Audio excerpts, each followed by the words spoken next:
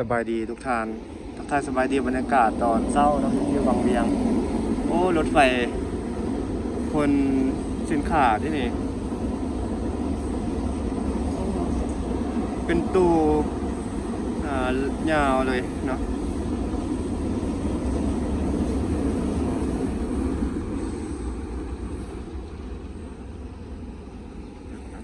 ตอนนี้เราอยู่ที่เขตบ้านนาแคเมืองวังเวียงนะทุกท่านทักทายสวัสดีเมื่อทุกท่านเนาะบรรยากาศตอนเช้ามื้อนี้ก็จะออกพาทุกท่านขี่รถลงจากเขตบ้านนาแคนี่ลงไปในเมืองคนแหละทุกท่านรับชมบรรยากาศน้ำกันเนาะมื้อนี้ตื่นมาตอน6 โมงอยู่เขตวังเวียงเฮานี่ค่ะอากาศก็จะเย็นตอนเช้าเนาะตะเวนก็กำลังจะขึ้นแล้วตอนนี้ไปทุกท่านเดียวทุกท่านเบิ่งบรรยากาศน้ำกันนะโอ้เขตนี้กับเขาคนแห่เลยเนาะจากเส้นทางรถไฟเข้ามาอยู่นี่เขตวังเวียง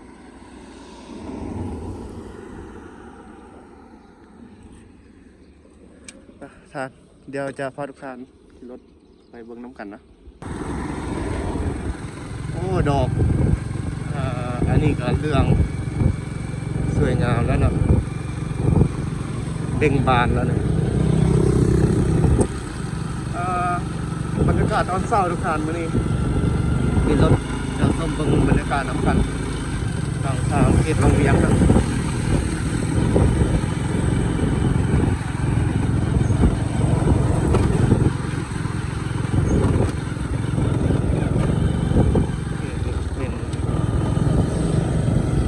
ทางเข้าสถานีคือกันแต่ว่าเป็นนี่จะเป็นทางเข้าทางหลังนะจะเป็นเส้นขาของสถานีที่เข้าอยู่นี่มันก็จะเที่ยวเข้าที่ออกได้รถบรรทุกนะ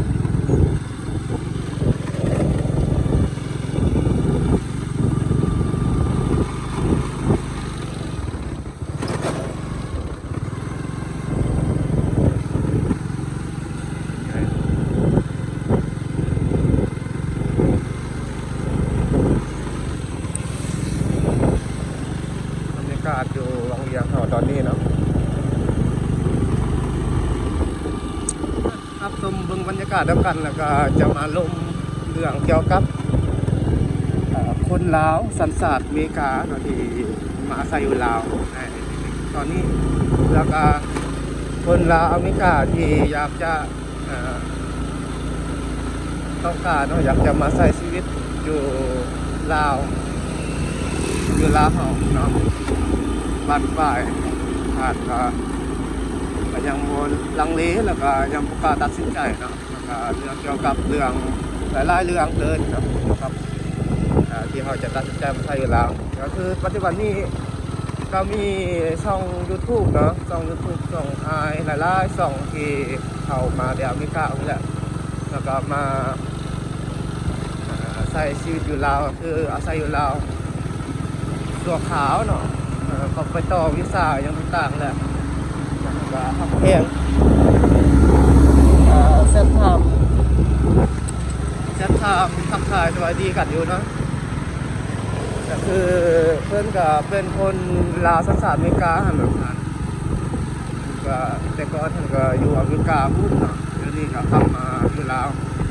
เพิ่นบ่ได้ใจว่าเพิ่นต่อวีซ่าแบบวีซ่าหันเป็นกลุ่มจักปีทุกท่านคือว่าผมจากเดือนเนาะก็บ่แน่ใจเกี่ยวกับวีซ่าคือกัน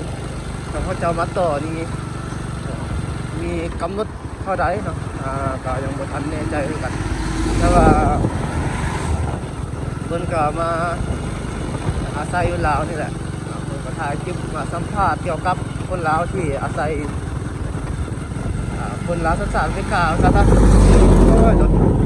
ที่มาอาศัยอยู่ลาวทุกท่านเนาะบางคนก็เอาลูกเอาเมียมาอยู่ลาวก็มีเนาะบางคนก็มีลูกมีหลานปลูกสร้างเฮ็ดเพื่อเฮ็ดสร้าง เป็นอาชีพเลี้ยงเป็ดเลี้ยงไก่เนาะ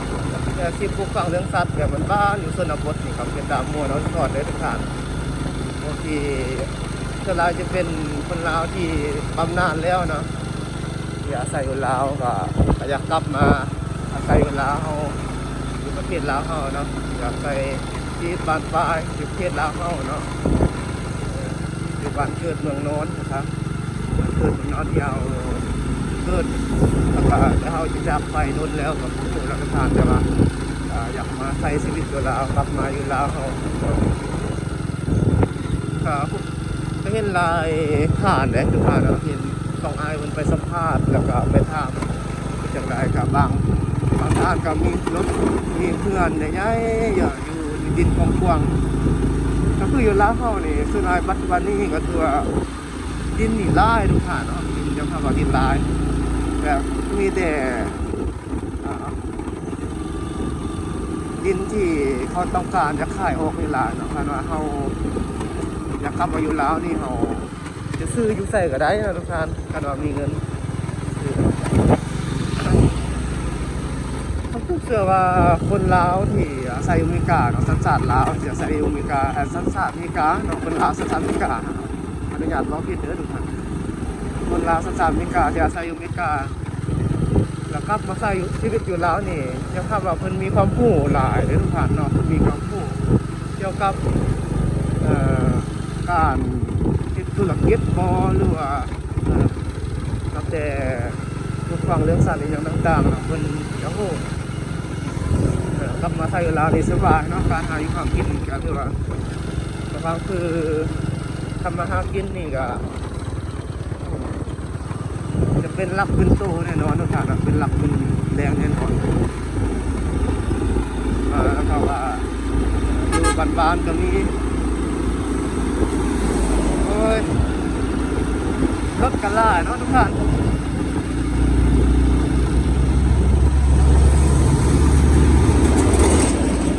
คือรถแกบรรทุกอย่างนี่หลายขนาดเลยครับพี่นะเราไปมาล้มกันต่อเกี่ยวกับเรื่องคนลาวสัญชาติอเมริกากับอาศัยอยู่ลาวแล้วก็เขาไปเบิ่งอยู่คอมเมนต์เนาะหลายคอมเมนต์เขาก็อยากจะสนใจเนาะอยากจะมาอาศัยอยู่ลาวเนี่ยใช้ชีวิตบ้านปลายอย่างต่างๆมีลูกมีหลานแล้วก็คุกคามสร้างบ้านอย่างอยู่ลาวทุกท่านแต่ว่าโอกาสตัดสินใจเนาะก็ยังกังวลเนาะเกี่ยวกับทำประกันชีวิตหรือว่ายังบ่แน่ใจเกี่ยวกับตัวการใช้ชีวิตอยู่ลาวขนาดทุกท่านก็ยังตัดสินใจเชื่อเนาะก็ว่าจะตัดสินใจที่จะมาใช้อยู่ลาวเชื่อนะครับก็ยังบอกว่าตัดสินใจผ่านนะครับที่เราจะมาใช้อยู่ลาวเป็นจังไดกังวลว่าจะอาศัยจังไดอยู่จังไดเนาะแล้วก็การทำประกันทางด้านสุขภาพนะอย่างเจ็บเป็นไข้อุ่นอย่างต่างๆแต่เวลาเราจะเป็นจังไดสินะเนาะก็คือยังลังเลอยู่ทุกท่านเนาะที่สัญชาติอเมริกาเจียอยากจะมาใส่อยู่ลาวแต่บางท่านก็ตัดสินใจมาใส่อยู่ลาวแล้วเนาะจะใส่อยู่ลาวก็บางคนก็เอาครอบครัวมาเลยก็มีบางคนก็มาอาศัยมาซ้อนเนาะมา2 คน3 คนก่อนใช่ไหมกับพงโมบอทุกท่านก็ยังทำประกันชีวิตเลยเนาะก็ยังกังดีอยู่แต่ว่าก็เพราะเป็นอย่างเดิมทุกท่านเนาะก็ตัดสินใจแล้วอยากมาอาศัยอยู่ลาวเขาก็เป็นการดีเนาะเขาก็อาศัยชีวิตบ้านปลายอยู่ลาวเฮานี่เนาะเพื่อก็อยากกลับมาใช้ชีวิตอยากมีคือว่าการใช้ชีวิตบ้านปลายถ้าอยู่ที่ลาวเฮาเนาะอยู่บ้านเกิดเมืองนอนเฮาเนาะครับว่าแล้วแต่คนมักมันบ่คือกันทุกท่านอ่ะ บางท่านก็ตัดสินใจแล้วมาใส่อยู่ลาวก็ถือว่าหลายท่านอยู่แต่ก็บางท่านก็ยังลังเลอยู่ว่าจะมาใส่อยู่ลาวดีบ่เนาะก็เรื่องทางด้านประกันชีวิตนี่ก็เวลาเฮานี่คันว่ามันก็มีเรื่องของหมอที่ว่ารับประกันชีวิตบ่จังซี่ทุกท่านเนาะถามว่ามันทันสมัยบ่ครับมันก็บ่ทันสมัยเท่ากับต่างประเทศนั่นแหละทุกท่านแต่ว่าคันว่า อยู่ลาวมันก็การเจ็บเป็นจังซี่ทุกท่านเจ็บเป็นไข้อุ่นอีหยังต่างๆเจ็บเป็นกระยงหมออยู่ลาวนี่ส่วนหลายก็คือว่าคันเข้าเอกชนนี่ก็ดีเด้นะแต่ว่าคันของหมอรัฐนี่ก็บ่ปานใดทุกท่านคันมีเงินก็ถือว่าเขาก็เบิ่งแยงดีอยู่เนาะภาครัฐเขาก็แยงเบิ่งจังได๋วะครับดูแลดีอยู่ทุกท่านเนาะแต่ว่าเครื่องก็อาจจะบ่ทันสมัยคืออยู่ต่างประเทศท่านนะหลายทางก็ยังกังวลอยู่เกี่ยวกับการทำประกันทางด้านชีวิตเนาะหรือว่าสุขภาพเฮายามเฒ่าแก่มาสินะคันมีลูกหลานอยู่ลาวเฮานี่ก็เขาเจ้ามีลูกหลานอยู่ลาวนี่ก็ดีเด้อทุกท่านเนาะคันว่าบ่มีลูกหลานสมมุติว่าเขามาใส่อยู่เองนี่ก็ยังกังวลหน่อยนึงทุกท่านเนาะอยากกังวลเกี่ยวกับทางด้านชีวิตนี่แหละเนาะยามเจ็บเป็นไข้อุ่นอีหยังต่างๆสำหรับวิดีโอนี้ก็ขออนุญาตจบคลิปประมาณนี้เด้อทุกท่านนะก็มาล้มกันเกี่ยวกับคนลาวเนาะที่สหรัฐอเมริกาที่อยากจะมาใส่อยู่ลาวเนาะมาล้มให้